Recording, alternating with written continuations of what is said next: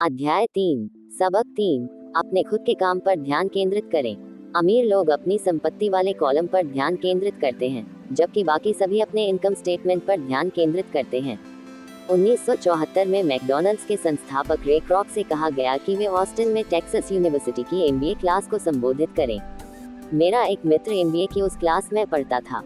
बहुत शक्तिशाली और प्रेरक उद्बोधन के बाद कक्षा समाप्त हो गई। इसके बाद विद्यार्थियों ने रे से पूछा कि क्या वे बीयर लेने के लिए उनके प्रिय अड्डे पर चलेंगे। रे ने कृपापूर्वक इस प्रस्ताव को स्वीकार कर लिया। जब समूह के हर व्यक्ति के हाथ में बियर आ गई, तो रे ने पूछा, मैं किस कारोबार में हूँ? मेरे मित्र ने कहा। ये सुनकर हर कोई हंसने लगा। एमबीए के ज्यादातर विद्यार्थियों ने सोचा कि रे ये सवाल मजाक में पूछ रहे हैं। किसी ने जवाब नहीं दिया, इसलिए रे ने दोबारा पूछा, तुम्हें क्या लगता है, मैं किस कारोबार में हूँ?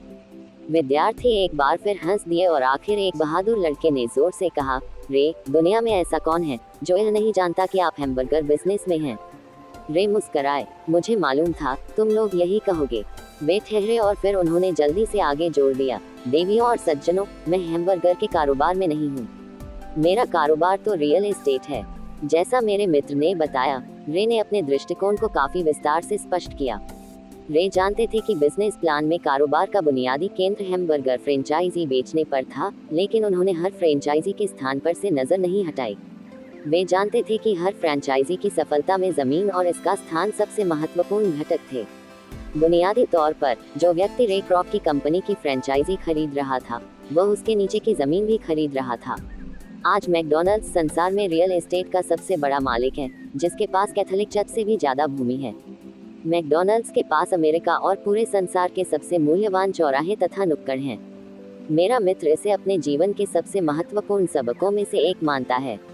आज वह कार धोने वाले गैराजों का मालिक है, लेकिन उसका कारोबार उन गैराजों के नीचे की जमीन है। 20 साल पहले आज, फास्ट फॉरवर्ड 2007, मैकडॉनल्ड्स 7-Eleven और KFC 3 सबसे बड़े फ्रेंचाइजी ब्रांड्स का स्थान कायम रखे हुए हैं। कुल मिलाकर 2016 में 200 सबसे बड़े फ्रेंचाइजी ब्रांड्स की बिक्री 2.2% यानी $12.5 अरब बढ़ी।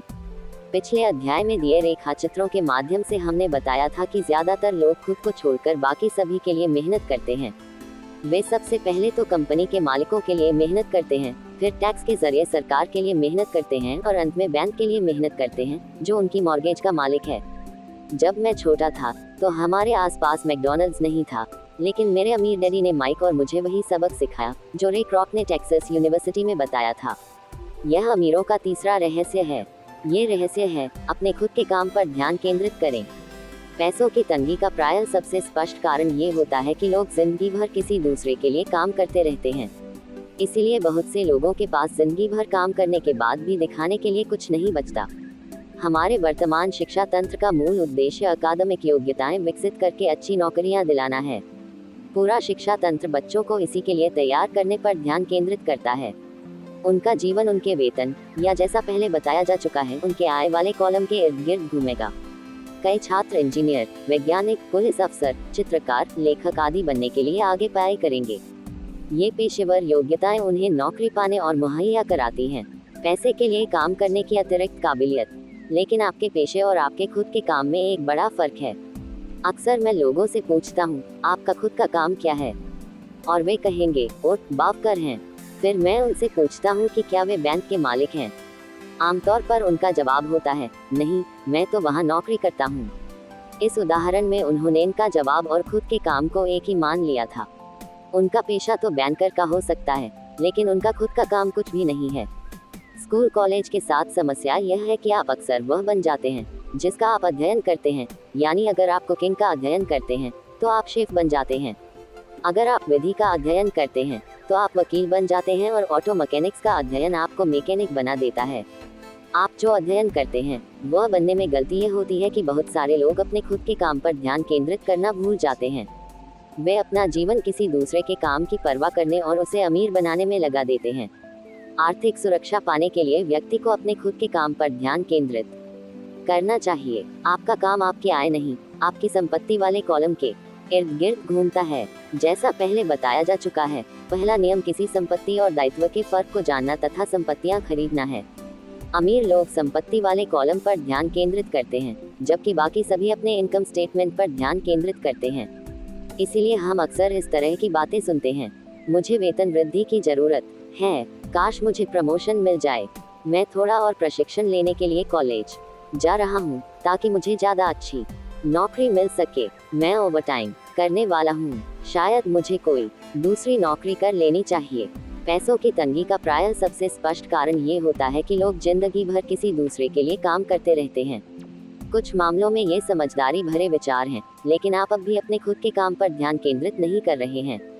ये विचार अब भी आय वाले कॉलम पर ध्यान केंद्रित करते हैं और किसी व्यक्ति को आर्थिक दृष्टि से ज्यादा सुरक्षित तभी बनाएंगे जब इस अतिरिक्त पैसे का इस्तेमाल आमदनी देने वाली संपत्तियां खरीदने के लिए किया जाए।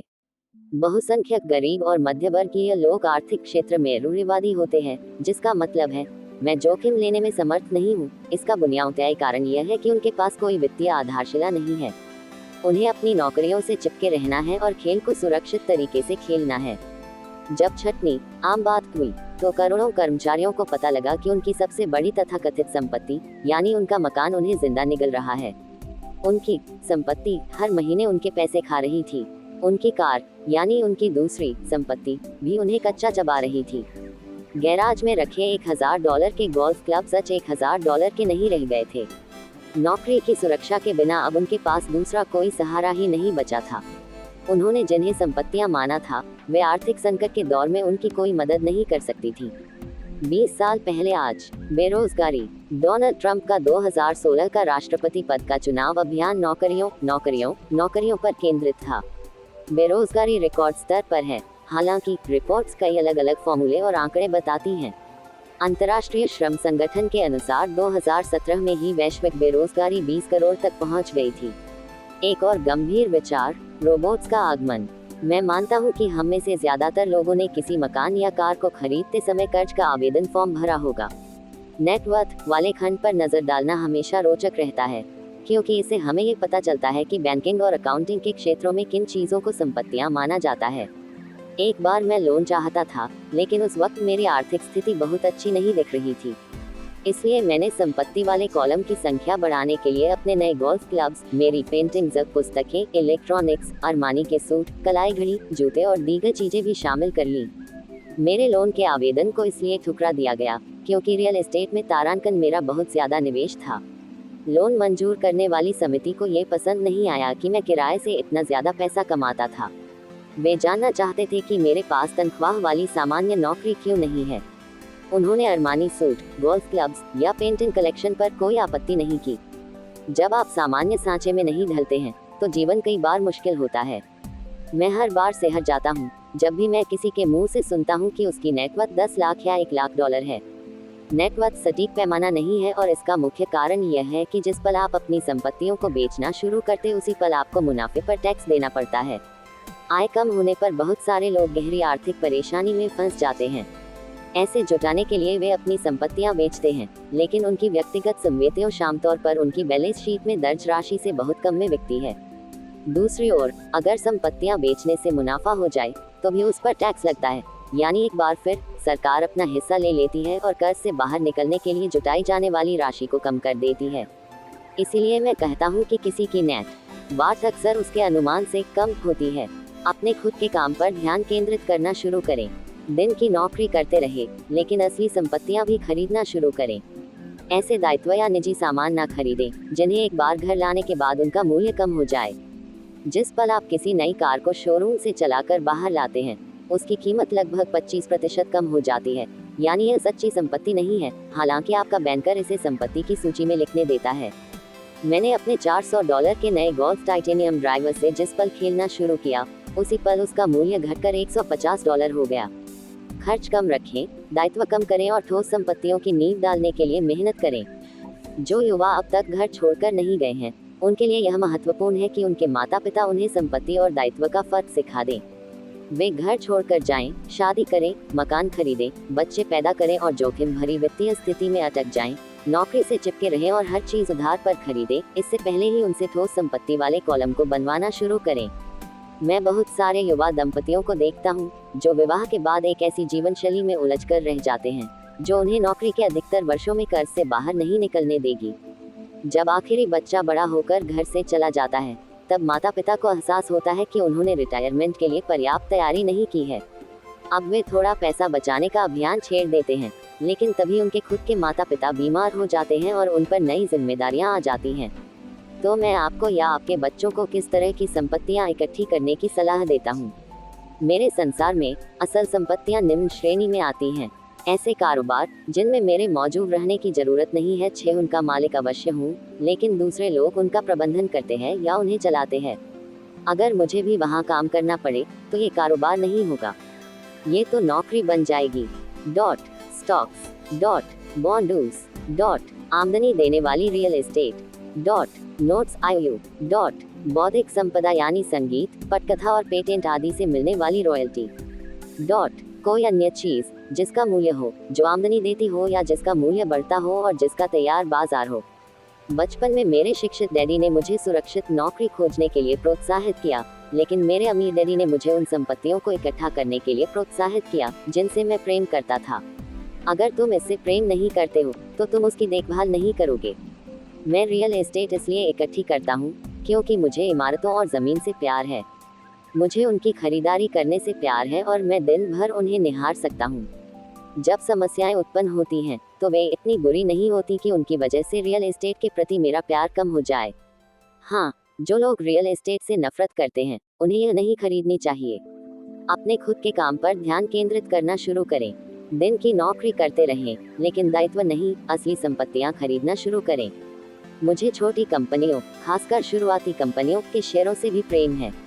इसका कारण यह है कि मैं मैनेजर नहीं, उद्यमी हूँ। अपने शुरुआती वर्षों में मैंने standard oil of California, US, marine Corp और जेरोक्स कॉर्प जैसे बड़े संगठनों में काम किया था। उन संगठनों में गुजारा समय मजेदार था, जिसकी कई अच्छी यादें मेरे साथ हैं, लेकिन मैं जानता हूँ कि दिल की गहराई में मैं कंपनी वाला आदमी नहीं हूँ। मुझे कंपनियाँ शुरू करना पसंद है, उन्हें चलाना नहीं। इसलिए मैं आमतौर पर छोटी कंपनियों के शेयर खरीदता हूँ। कई बार मैं खुद भी कंपनी खड़ी करके उसे सार्वजनिक करता हूँ। नए शेयर जारी करने से भारी दौलत मिलती है और मुझे इस खेल से प्रेम है। कई लोग स्मॉल कैप यानी छोटी कंपनियों से डरते हैं और उन्हें खतरनाक कहते हैं, और वे हैं भी, लेकिन यदि आप इस निवेश से प्रेम करते हैं, इसे समझते हैं और खेल के नियम जानते हैं, तो जोखिम कम हो जाता है। छोटी कंपनियों के मामले में मेरी निवेश रणनीति यह रहती है कि 1 साल के भीतर उस शेयर से बाहर आ जाओ। दूसरी तरफ रियल एस्टेट के क्षेत्र में मेरी रणनीति यह है कि छोटी शुरुआत करो और उसे बेचकर ज्यादा बड़ी जायदाद खरीदो, ताकि मुनाफे पर टैक्स तुरंत न चुकाना पड़े। इससे रियल एस्टेट संपत्ति का मूल्य बहुत ज्यादा बढ़ जाता है। मैं रियल एस्टेट को आमतौर पर 7 साल से कम समय तक रखता हूँ। जब मैं मरीन कॉर्प और जेरोक्स में था, तब बरसों तक मैंने वही किया जिसकी सलाह मेरे अमीर डैडी ने दी थी। मैं दिन में नौकरी करता था और उसके साथ ही अपने खुद के काम पर भी ध्यान केंद्रित करता था। मैं रियल एस्टेट और छोटे शेयरों की खरीद फरोख्त करके अपनी संपत्ति वाले कॉलम में बहुत सक्रिय था। अमीर डैडी हमेशा वित्तीय शिक्षा के महत्व पर जोर देते थे। वे कहते थे कि मैं अकाउंटिंग और कैश फ्लो मैनेजमेंट को जितनी अच्छी तरह समझने लगूंगा, निवेशों का विश्लेषण करने और अंततः अपनी खुद की कंपनी शुरू करने तथा उसे सफल बनाने में उतना ही बेहतर बन जाऊंगा। मैं किसी को भी नई कंपनी खड़ी करने के लिए प्रोत्साहित नहीं करता हूं, जब तक कि वे खुद ऐसा ना करना चाहें। मैं जानता हूं कि कंपनी चलाने में कितनी झंझट होती है, इसलिए मैं नहीं चाहता कि कोई उस झमेले में फंसे।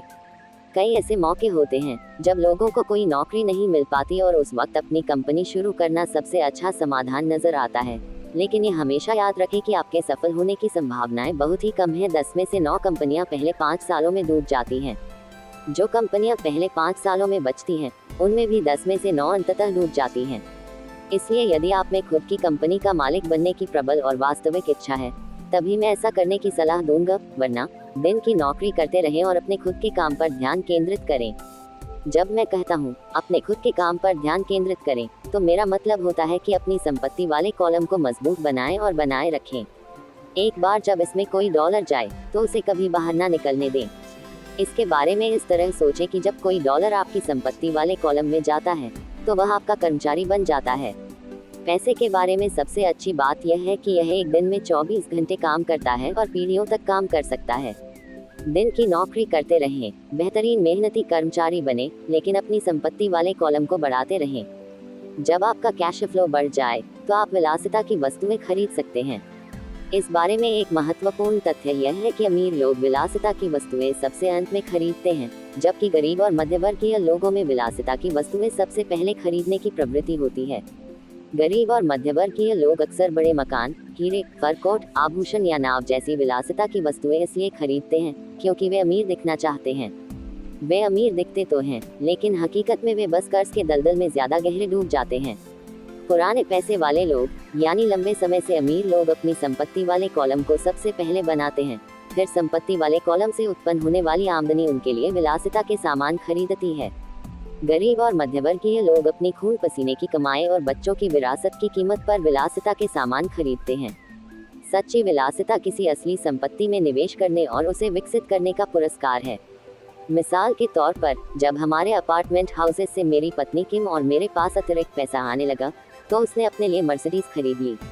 उसने इसके लिए कोई अतिरिक्त मेहनत नहीं की, कोई जोखिम नहीं लिया, क्योंकि कार उसने नहीं, अपार्टमेंट हाउस ने खरीदी थी। बहरहाल, उसे 4 साल तक इंतजार करना पड़ा, जबकि रियल एस्टेट निवेश पोर्टफोलियो बढ़ रहा था और कार खरीदने के लिए पर्याप्त अतिरिक्त कैश फ्लो उत्पन्न कर रहा था। लेकिन मर्सिडीज की विलासिता सच्चा पुरस्कार थी, क्योंकि इससे ये साबित हो गया था कि वह अपनी संपत्ति वाले कॉलम को बढ़ाना जानती थी। अब वह कार उसके लिए सिर्फ एक सुंदर कार ही नहीं है, यह उससे ज्यादा मायने रखती है। इसका मतलब है कि उसने अपनी वित्तीय बुद्धि का उपयोग करके इसे खरीदा है। इसके बजाय अधिकतर लोग भावावेग में नई कार या विलासिता की कोई अन्य वस्तु कर्ज पर खरीद लेते हैं।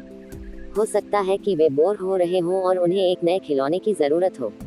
कर्ज पर विलासिता की वस्तु खरीदने से अक्सर वह आदमी अंततः उस वस्तु से चिढ़ने लगता है, क्योंकि कर्ज एक आर्थिक बोझ बन जाता है। जब आप निवेश करने और अपना खुद का काम करने में समय लगा चुके हैं, तो अब आप अमीरों का सबसे बड़ा रहस्य सीखने के लिए तैयार हैं, यानी वह रहस्य जो अमीरों को बाकी लोगों से काफी आगे पहुंचा देता है। Thank you everyone. वीडियो को लाइक और चैनल को सब्सक्राइब करना नहीं भूलें। हम मिलते हैं नेक्स्ट वीडियो में। Thanks again.